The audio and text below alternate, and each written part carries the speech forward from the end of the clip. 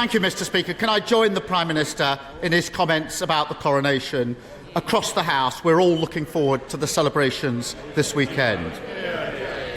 Mr. Speaker, does the Prime Minister know how many mortgage payers are paying higher rates since the Tory party crashed the economy last autumn? Well, Mr. Speaker, our record on home ownership is crystal clear. Because of our tax cuts, 90% of first-time buyers now don't pay any stamp duty at all, Mr. Speaker. And last year we saw the largest number of people buying their first home in 20 years, Mr. Speaker. That's a Conservative government delivering on people's aspirations to own their own home. Keir Starmer. Mr. Speaker, the question was how many people are paying more on their mortgages each month. And the answer that the Prime Minister avoided giving is 850,000. Nearly 1 million people paying more on their mortgage each month because his party used their money as a casino chip. That's why George Osborne called them economic vandals who created a self-inflicted financial crisis. Not for the Prime Minister and his non-dom thing, not for the super wealthy they gave tax cuts to, but for mortgage holders all across the country. So, does the Prime Minister know how many more people will be joining them on higher mortgage rates by the end of this year?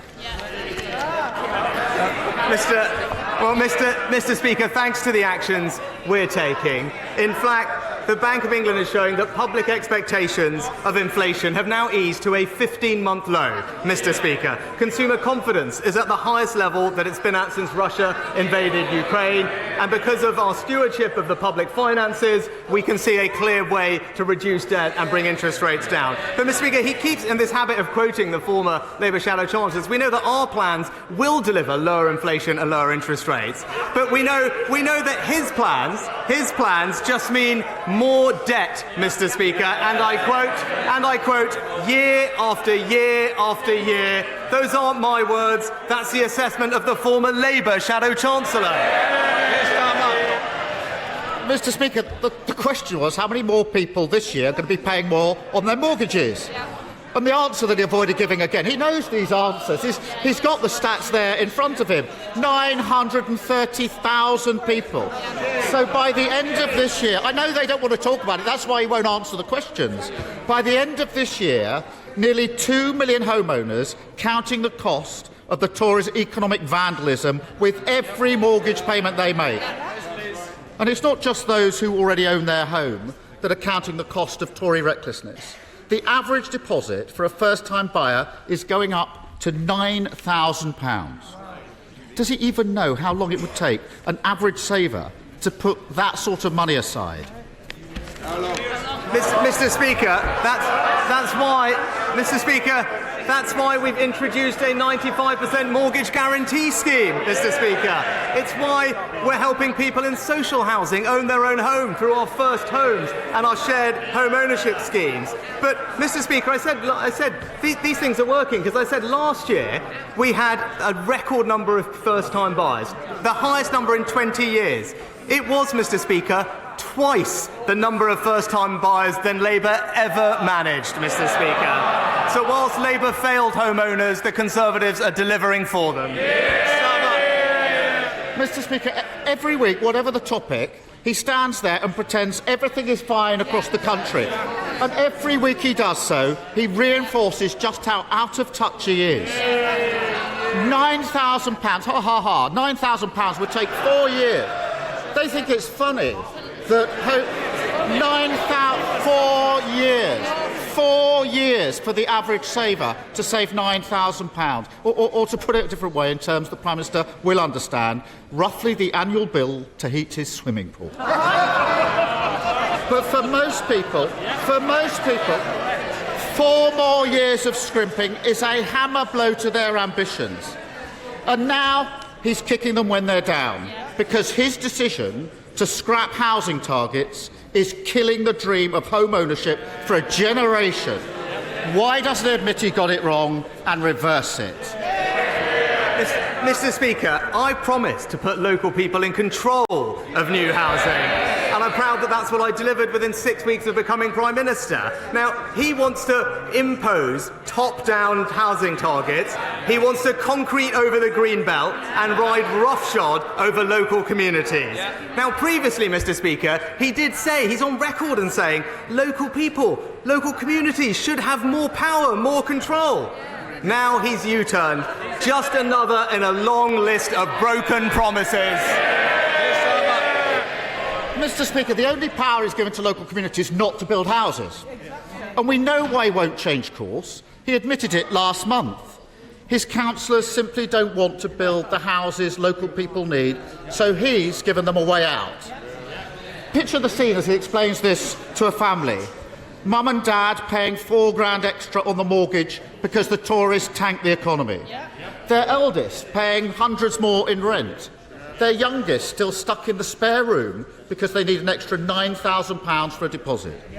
Then along comes the Prime Minister and merrily tells them, sorry for crashing the economy, we don't want to talk about that.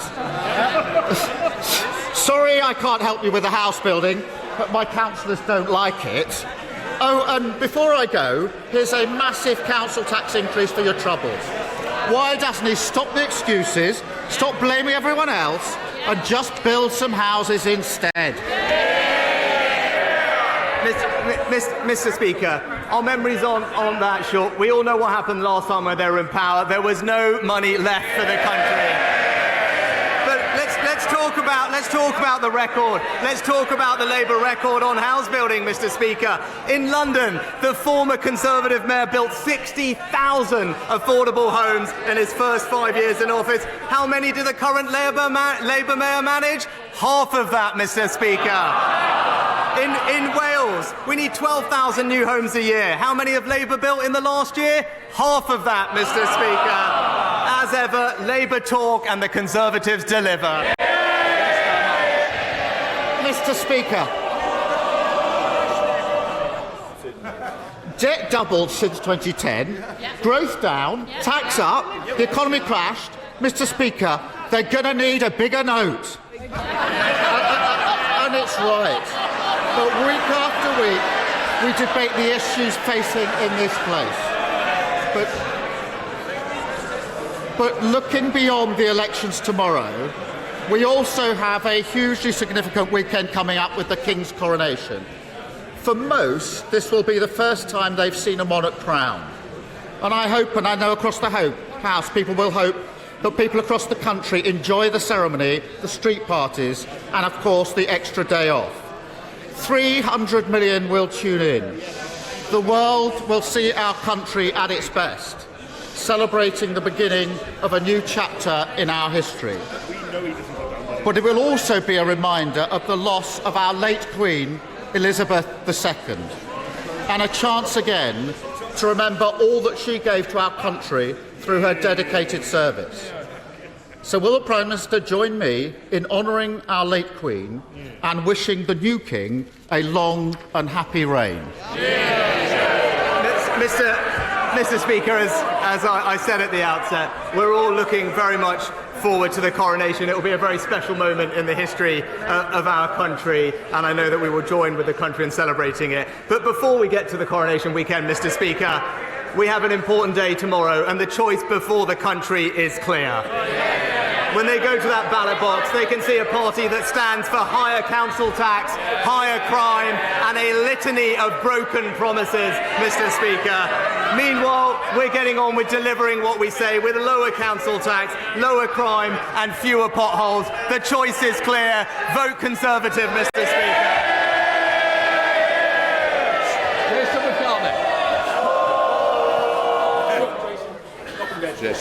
Thank you, Mr. Speaker. Labour run Kirklees Council, Mr. Speaker, as you know, have reneged on a deal to house the National Rugby League Museum at the George Hotel. They've also declared a climate emergency, but they have one of the worst recycling rates in the country. They're building on green fields and now on green belt. They're demolishing Home Firth Indoor Market.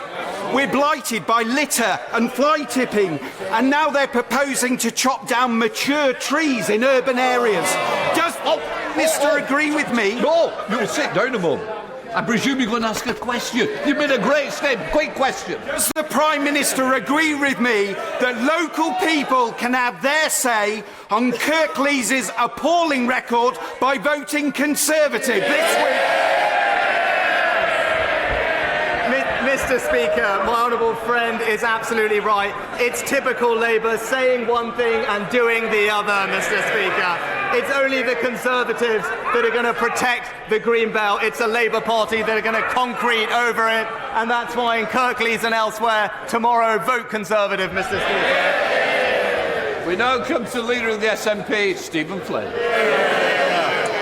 Mr. Speaker, in 2010, David Cameron convinced Nick Clegg to drop his pledge on university tuition fees. Does the Prime Minister intend to take the credit for convincing the leader of the Labour Party to do likewise?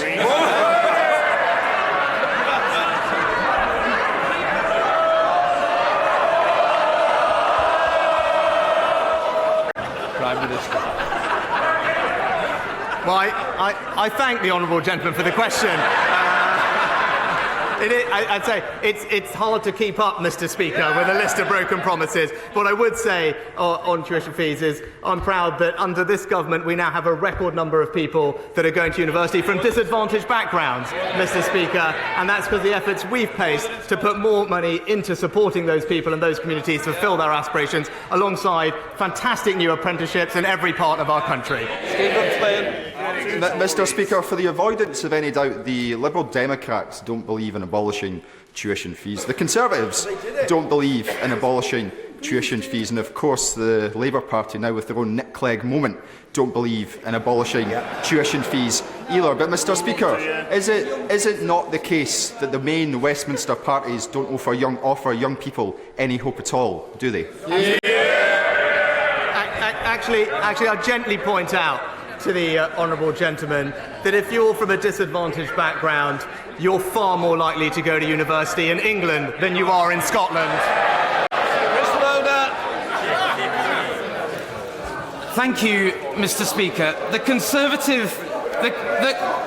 Conservative Police and Crime Commissioner in Dorset has delivered 174 new police officers. He's quadrupled the rural crime team and has made Dorset the 6th safest county.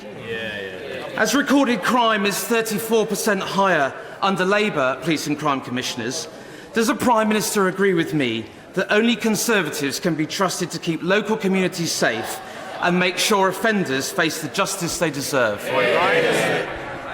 Well, Mr. Speaker, my honourable friend is right. It's a simple statement of fact. Crime is lower in areas which have Conservative police and crime commissioners, and I am delighted that Dorset has been selected as one of the areas to pilot our new immediate justice scheme, which will deliver swift and visible punishment so victims of antisocial behaviour know that it will be treated seriously and with all urgency.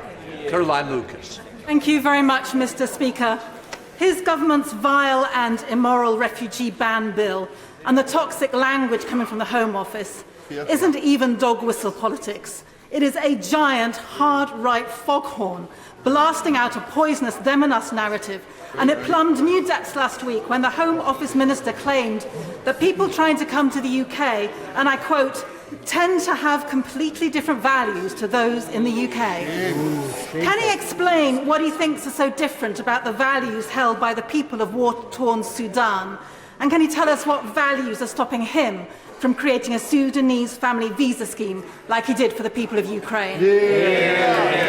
Well, Mr. Speaker, this country has a proud history of welcoming almost 500,000 refugees over the past several years, and we will always continue to do so. But our ability to do that is absolutely hampered when we have tens of thousands of people illegally crossing the Channel every year. And it's precisely because we want to help the most vulnerable people, whether they be in Syria and Afghanistan, Sudan and elsewhere. We must get a grip of this problem, break the cycle of the criminal gangs and target our resources and compassion on those who most need it. Jackie Batty.